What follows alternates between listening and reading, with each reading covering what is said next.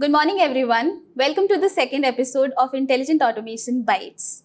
I am Neha Arya, Associate Director with Intelligent Automation Team in PwC India.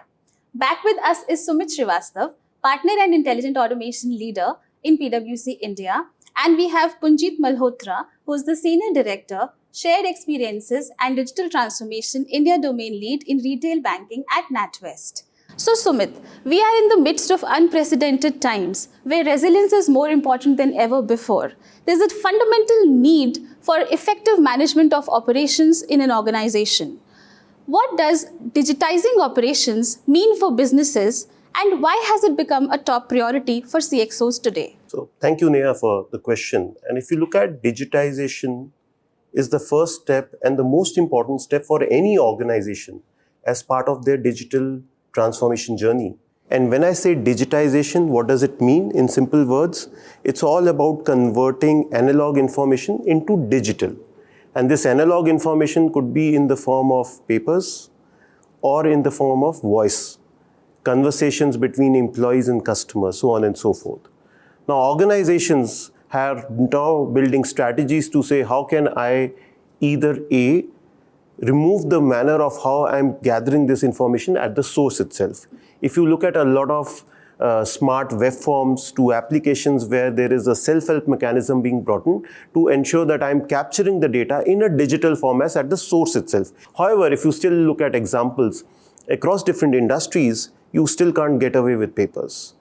If you look at healthcare, for example, there are going to be reports which are given by the hospitals, there are prescriptions being made by the doctors itself, all of which I need to use as part of my digitization approach. And hence I need a very strong, smart OCR strategy in terms of how I am extracting this information, which could be also in a handwritten format and included as part of my entire data transformation kind of approach. So different organizations, again, looking at different strategies to look at a holistic view of digitization. Now, advantages of digitization is once I've got this information in a digital format within the organization, I can segregate this information, I can analyze this information, I can draw out trends which can be used effectively as insights for any business leader to transform their business strategies. For example, I can drive trends in terms of how I can improve productivity by looking at the turnaround times which I'm offering my current services, identify that and make improvements. I can get amazing insights about customer patterns and behaviors to redesign the way my product and services strategies are going to be assigned, transform my pricing strategy in line with the insights which I'm driving from my data. Clearly becomes a very powerful tool for organizations to transform the way they would move ahead in future.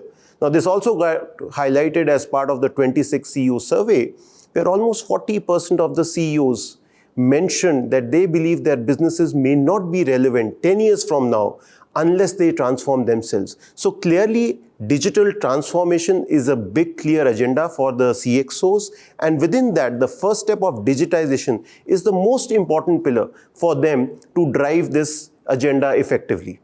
That was very, very insightful, Sumit. And that takes me towards my second question.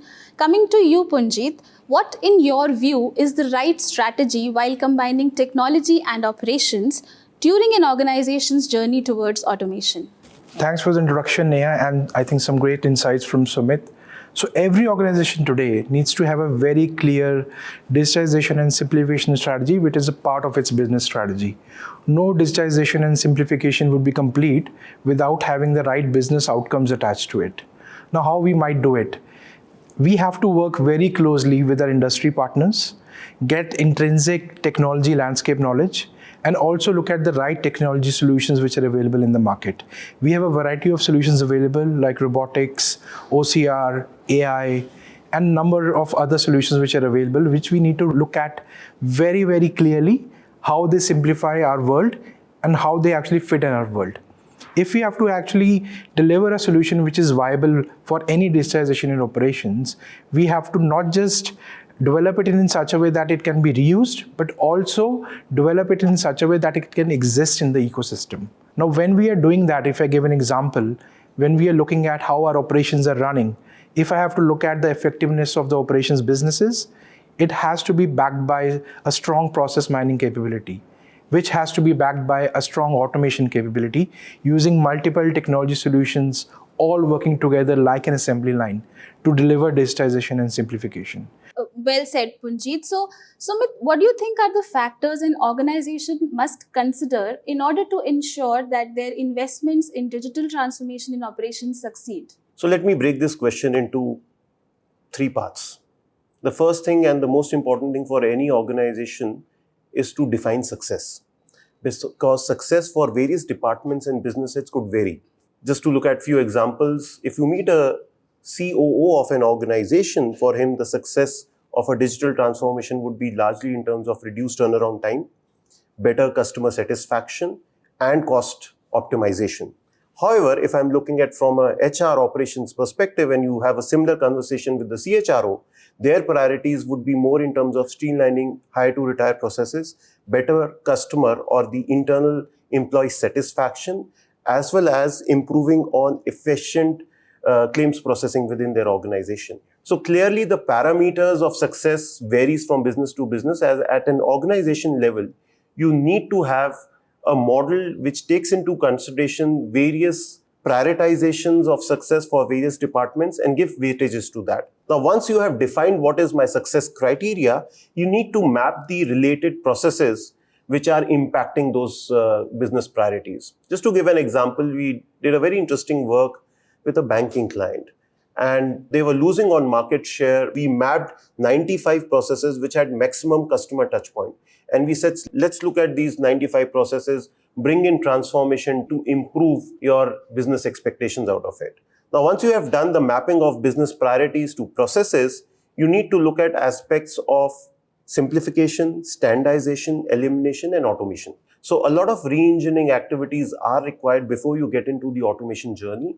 That's a critical aspect which organization should focus on. And then when you're looking at the residuant kind of activities which needs to be automated, you should look at automation from a holistic view. You should look at the entire automation platform, which includes right from RPA to OCR to cognitive automation. And in today's time where generative AI also enhances the kind of efficiencies outcome of how you can redesign your processes. Now, when you have looked at all of this technology stack to bring in automation and efficiencies within your business, the aspect from a people perspective become very critical because you need to then redefine your operating model to say what kind of activities I would run in an autopilot fashion.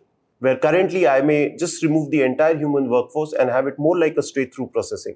Or there could be a set of activities which I would run in a co-pilot manner, where it's a combination of human and digital workforce working together in a seamless fashion. And there could still be certain activities where you may decide that I only want this to be a human-led kind of activities because it requires a lot more empathy and a lot more customer interaction. So while you have done your people alignment in terms of the org structure and how you are going to reorganize your workforce, an important aspect covering all of these strategies would be to have a very effective detailed program management coupled with outcomes and benefits tracking.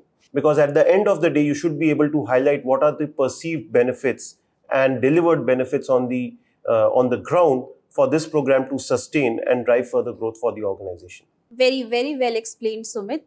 Now coming back to you, Punjit, how can GCC organizations lead digitization in operations by becoming centers of excellence and engineering? Okay, so let's start with the journey of GCCs. I think how GCCs started were basically like a typical outsourcing setup, a typical center, which maybe because of cost optimizations, they were set up in various parts of the world and in India as well. When we look at that journey, starting from cost optimization or outsourcing setup to a distributed setup where there are extended teams working in partnership with the global teams in place. Then now where we are reaching is truly trusted partnerships with the global setup, where we are actually becoming the centers of excellence for not just technology, but also for domain. When we are on that journey, we have an equal opportunity and a responsibility to actually make it work in such a way that we are helping breaking the silos for the organization by not just bringing the engineering talent that is a superpower for India, but also making sure we understand the business well. When both of these are combined, GCCs are becoming really, really strong in the current setup, and they're becoming very, very important from a global strategy perspective. Now, the more we become independent and the more we become connected, instead of just being hands and legs on the ground, we actually make it a global ownership setup driven from the GCCs in India. That's how the next evolution will take place. Rightly said, Punjit. So, summarizing their views, I think digitization is not a technology project. It is rather a state of perpetual agility. Businesses today must evolve with what their customers demand, and they will be pointed down towards the right path. Thank you so much for joining us today. This brings us towards the end of today's episode.